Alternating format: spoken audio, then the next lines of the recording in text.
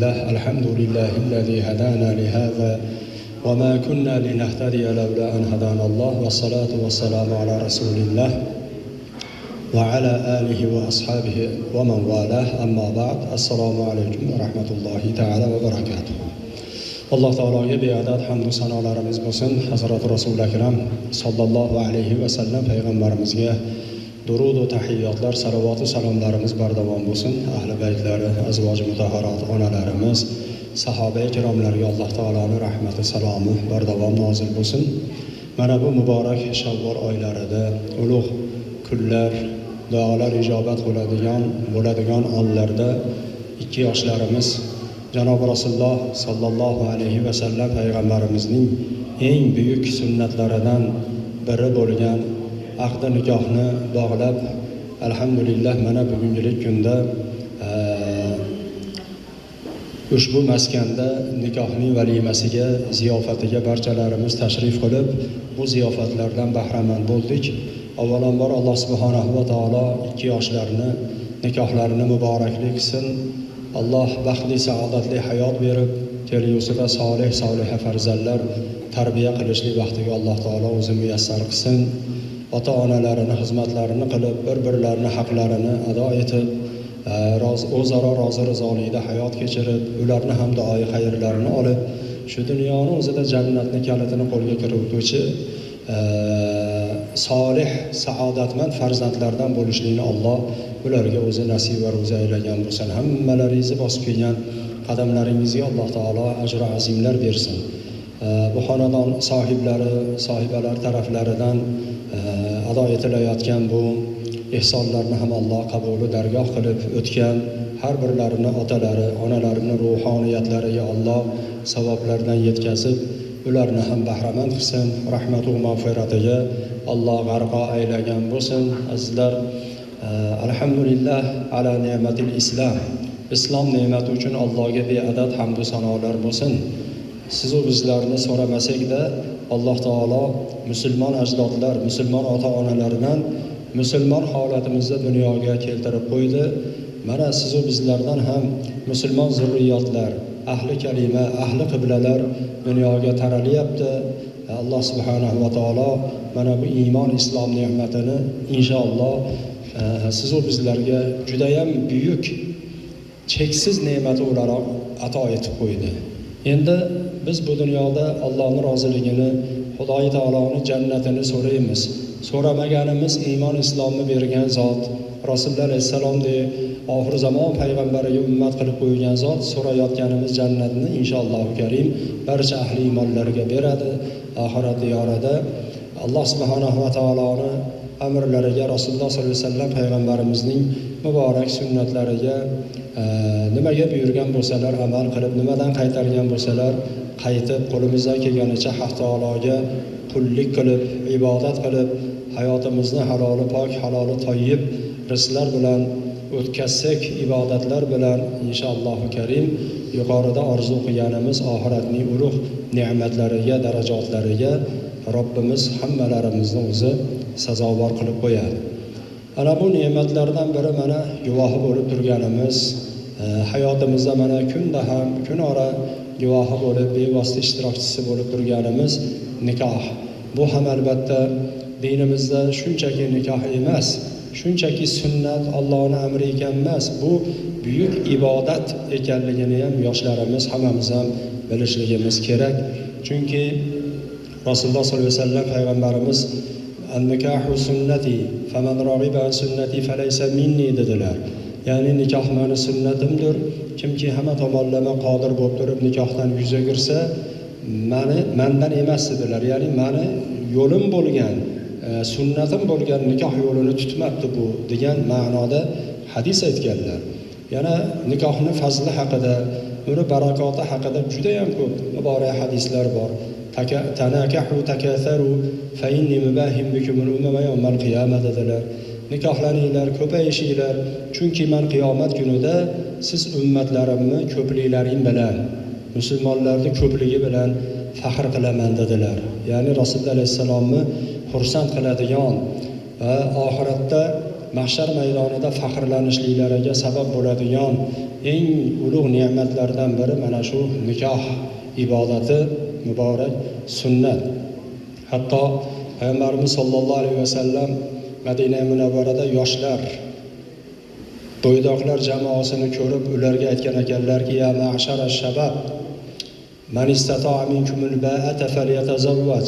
Ey yoshlar jamoasi, sizlardan kim uylanishlikka qodir bo'lsa uylansin. Uylanishlikka qodir bo'lsa uylansin. Va illa va alayhi bisiyam. Agar uylanishlikka va man lam yastati' fa alayhi bis-sawm dedilar. Uylanishlikka hali uzri bor, sharoiti yo'q, harakatda turibdi-yu, ozgina uzr bo'lib turgan bo'lsa, bo'ydoqlar roza tutib tursin dedilar. Chunki fa innahu aghaddu lil-basar va ahsanu lil-farj. Ya'ni bu roza dedilar, ko'zni quyi qiladigan nomahramlardan, ko'z roza ko'zni nomahramlarga qarashlikdan quyi qiladigan, yumdiradigandir va farjlarni, jinsiy a'zolarni pok saqlovchi ibodatdir dedilar. Ya'ni roza insonning shahvatini sindiradi. Shuning uchun Payg'ambarimiz sollallohu alayhi vasallam shu bo'yda yurganlarga ahyon-ahyonda roza tutib turishlikka amr qildilar. Qarang, bu ham albatta bir ibodat bajarilguniga qadar bir sunnat. Qolgan bir nafl bo'lsa ham ibodatni qilib turishlikka, o'sha ro'zani tutib turishlikka buyuryaptilar. Buni tagida nima bor? Haromdan saqlanishlik bor. Bu yigitlarga ham tegishli, o'zi asli qizlarga ham tegishli, azizlar. Qarang, Payg'ambarimiz sollallohu alayhi vasallamning muborak tavsiyalarini turmush qurishlikka, oila qurishlikka hali vaqt bormi? Qodir bo'linmay turibdimi? Nafl ro'zalarni tutib turishlikka buyuryaptilar. Bu o'sha hali nikohlanmagan yoshlar uchun bu iffatlarni saqlashlikka eng katta qalqon ekan. Turli-tuman, ya'ni noma'qul narsalardan o'zini saqlab turishlikka eng katta vositalardan bittasi ekan, birodarlar. Mana shu Nabaviy Payg'ambar alayhisalomning nasihatlarini albatta bajarayotganlar ham bor. Buni endi eshitayotgan yoshlar bo'lsa, hayotida qo'llab tursin. Dushanba, payshanba kunlari masalan roza tutib tursa, bu ham juda ham yaxshi. Nimaga deyilsa, Payg'ambarimiz sollallohu alayhi vasallam: "Men dushanba kuni tug'ilganman, dushanba kuni roza tutaman va amallarim olamlar Parvardigorining huzuriga mana shu kunda ko'tarilishligini yaxshi ko'raman" deydilar. Qarang, dushanba, payshanba hammani haftalik qilgan amallari ilohiy olamga ko'tarib farishtalar tomonidan olib chiqib turiladi deydilar boshqa hadis shariflarida. Mana shunda bu banda falonchini o'g'li, falonchini qizi ro'zador degan nomaya amaliga, amal daftariga yozilib olib chiqib ko'rsatib turilsa, bu albatta Rasulullohga suyukli bo'lgandan keyin batariqa avlo siz bilan bizga bu yaxshilik bu, inshaalloh karim. Ana xosatan bugun payshanba kuni, ertaga juma, nihoyat darajada bu Alloh taologa amallarimiz, so'zlarimiz, yaxshi holatlar ko'tariladigan kun. Ertaga Alloh subhanahu va taolo haftalik bir marta jamoat bo'lib ibodat qilinadigan jumani Robbimiz farz qilib qo'ygan. Albatta bu ham siz bilan bizga bergan Alloh subhanahu va taoloning buyuk ne'matlaridan biri hisoblanadi. Bu ne'matlarni sanab birodarlar adoga yetolmaymiz. Alloh taolo aytadiki: "Va in ta'uddu ni'matallohi la tuhsuha."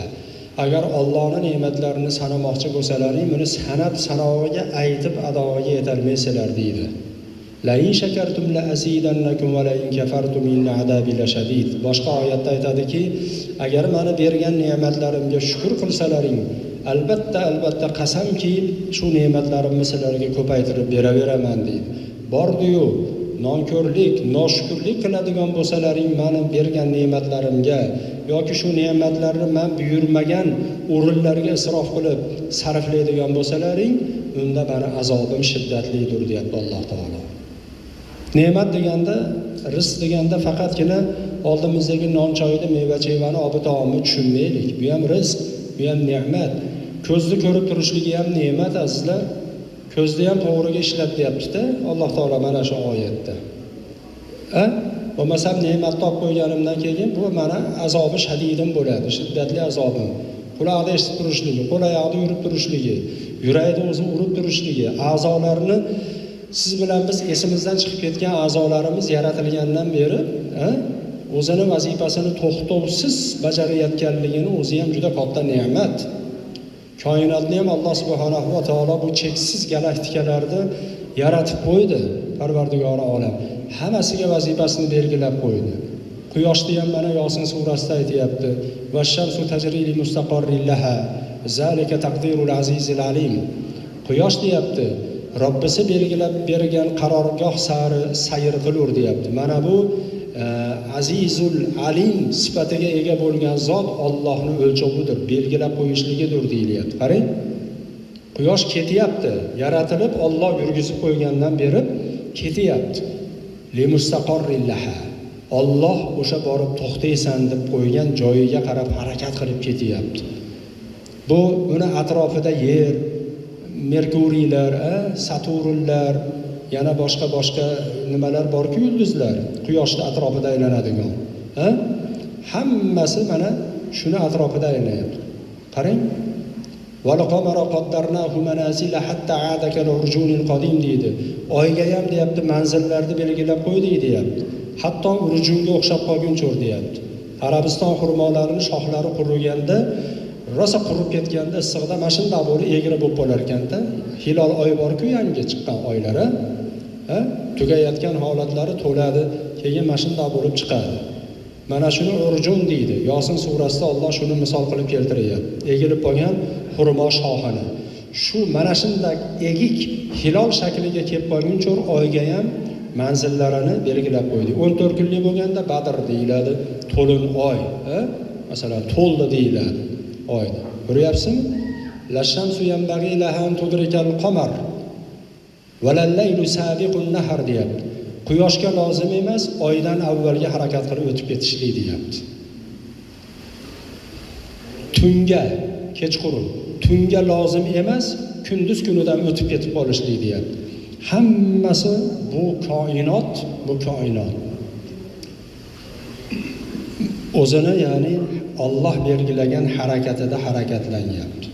Soat strelkasi bor-ku, bunda harakat qiladi. Koinot bundaqasiga harakat qiladi. Soat strelkasiga teskari. Ka'bani ham soat strelkasiga teskari ravishda tavof qilinadi. 7-osmonda Baytul Ma'mur bor. Farishtalar tavof qiladigan. Har kuni 70 ming farishta tavof qiladi. Bitta kirib chiqib tavof qilib ziyorat qilganiga qiyomat kelguniga qadar navbat yetmaydi deydilar Payg'ambarimiz sollallohu alayhi vasallam. Agar laharra va in kharra laharra alal Ka'ba deganlar, o'sha Baytul Ma'mur tushib ketadigan bo'lsa deganlar, to'g'ri kelib Ka'baning ustiga tushadi deganlar. Ko'ryapsizmi, Alloh taolo mana shunday qilib yer markaziga, kindigiga Ka'bani yaratdi. 7-osmonda esa dunyoni tugash qismida, bu olamimizni tugash qismida Baytul Ma'murni Alloh taolo yaratib qo'ydi. Qizil yoqutdan qilingan. Buni insonlar tavof qilyapti. Uni malaikalar, farishtalar tavof qilyapti va aylanishlikda mana tavofda soat strelkasiga qarshi mana shundaqasiga tavof qilinyapti. Koinot ham xuddi shunaqa aylanyapti, birodarlar.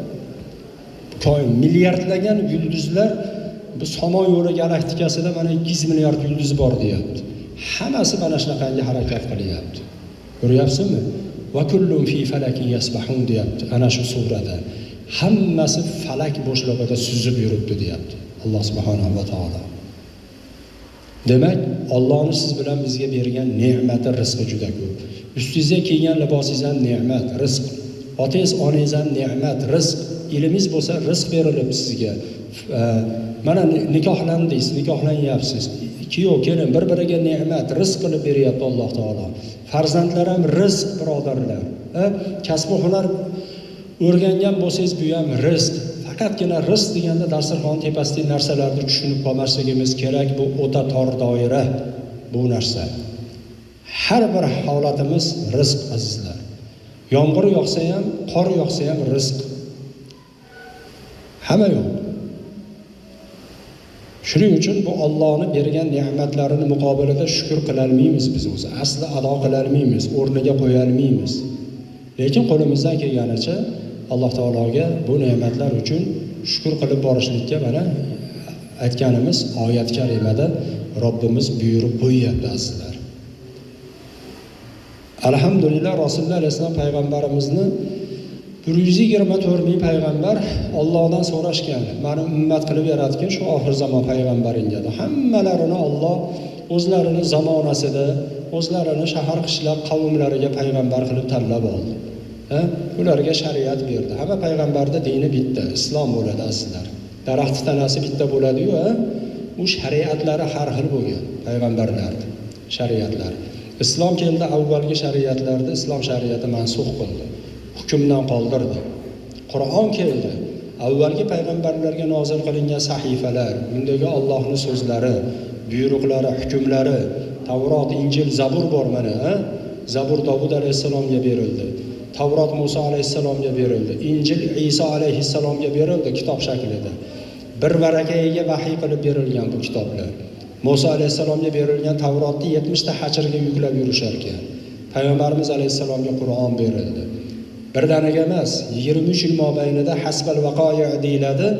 insonlarning ichida sodir bo'layotgan voqealarga, holatlarga qarab, savollarga javob tariqasida erlar hukmi, ayollar hukmi, ibodat masalalari, halol harom masalalari, Xudoni tanitadigan masala oyatlar, yer osmonda yaratilishlari, jannat va jahannam va uni rohat va azoblari hammasini payg'ambarimiz alayhisalomga kerakli paytda oyat bo'lak qilib Alloh taolo nozil qildi. O'rtada kim turdi? Jabroil alayhissalom. Hamma payg'ambar bilan Alloh bilan hamma payg'ambarning o'rtasida elchi bo'lganlar. Rasululloh alayhisalom payg'ambarning so'zlariga 23 yil qatnadilar. 30 pora Qur'on Allohning kalomini Rasulullohga o'qib berib turdilar. Rasululloh alayhisalom ummatga, sahobalarga bu jami aytiladi ba'zi kitoblarda. Rasululloh alayhisalom huzurlarida Jabroil alayhisalom 24 ming marotaba bo'lgan ekanlar. 24 ming marotaba hech qaysi payg'ambarning huzurida bunchalik bo'lmaganlar. Qarang, alhamdulillah. O'sha payg'ambarlarni ham payg'ambar qildi, lekin ummat qilmadi-da.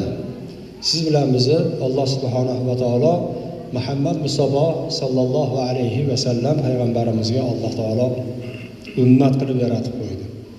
Buning uchun beadad Alloh subhanahu va taologa shukronalarimiz bo'lsin.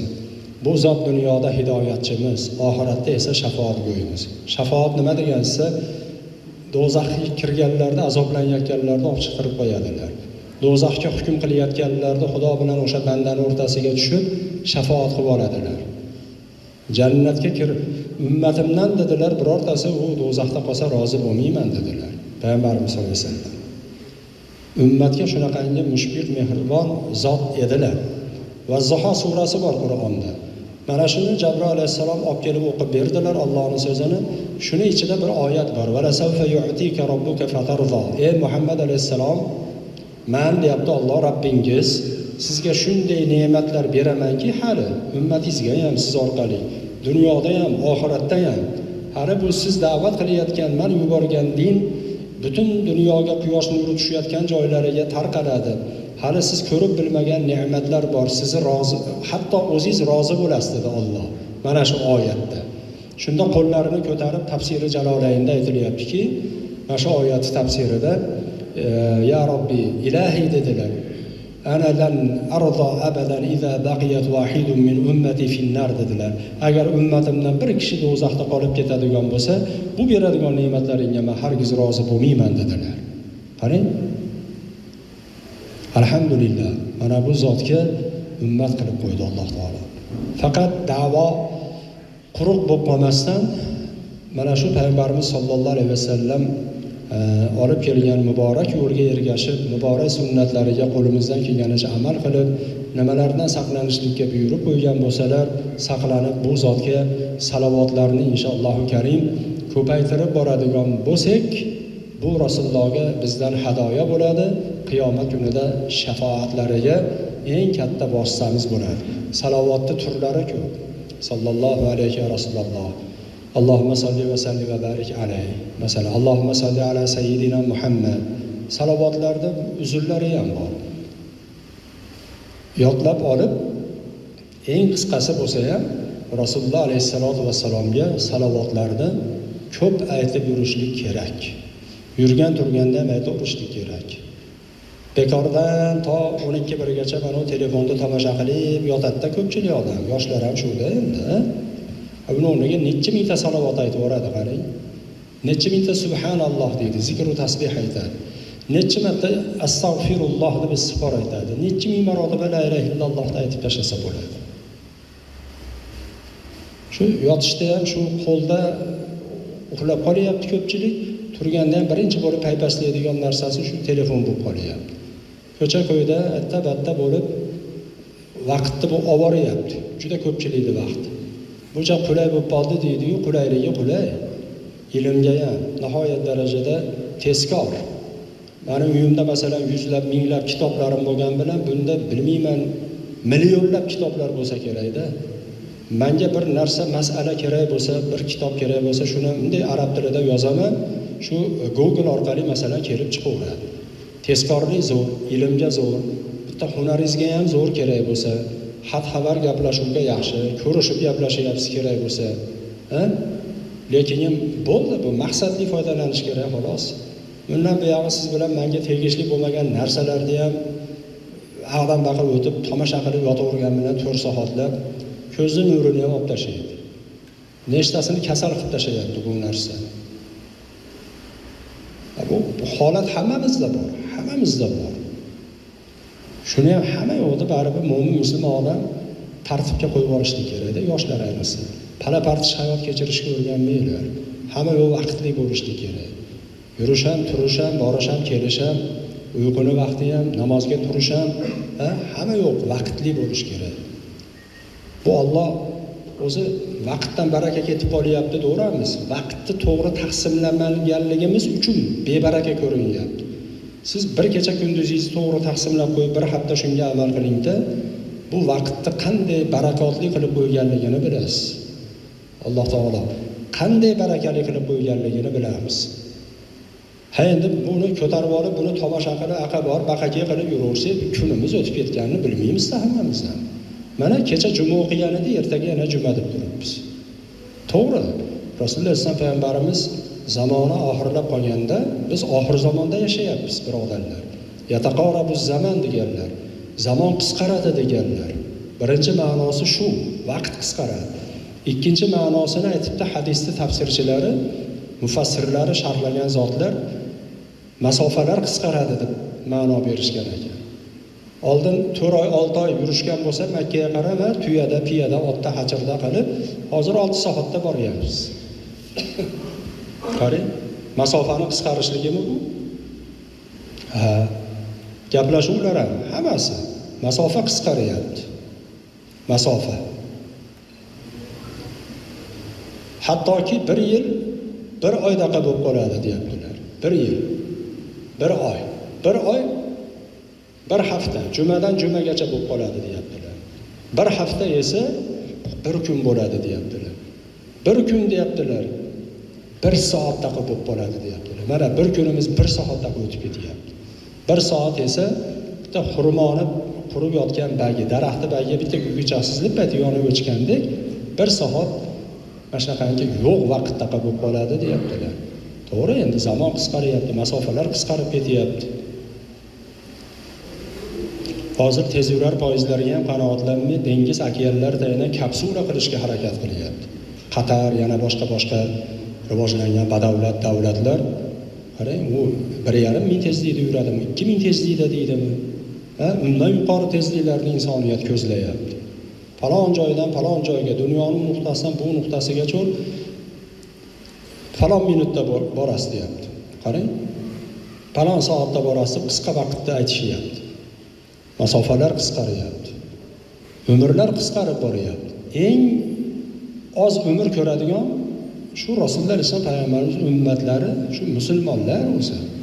Avvalgi payg'ambarlarning o'zlari ham, ummatlari ham 1000 yil, 800 yil, 400 yil, 200 yil yashashgan. Eng kamida 600 ga kirgan dadasi 400 ga kirgan bolasini hali yossam bolam deb turganda. Masalan, hozir 70-80 ga borishlikda o'zi katta ish bo'lib qoldi azizlar. Aslida umrning raqami bas. qanaqangi o'tkazilgan ma'nosi kerak umrda. Dunyo uchun, oxirat uchun. Mana shu narsani esimizdan chiqarmasak bo'ldi. Alloh hammamizni ham hidoyatda qilsin, tavfiq, rushdi hidoyat bersin. Rasululloh sollallohu payg'ambarimizga qiyomat kuni mahbub suyukli ummatlardan qilib shafoatlaridan barchalarimizni nasibador bandalaridan qilsin azizlarimiz. Alloh subhanahu va taolo nikohni harakatida yurgan yoshlarni o'zlariga munosib, muvofiq mankuhalarda, juft halollarda nasib qilsin, serfarzand qilsin. Alloh mana bu jamoatimizda o'tirgan hammalarimizni ham dunyoy oxiratda o'zini rizoligini ko'zlaydigan bandalari qatorida qilgan bo'lsin.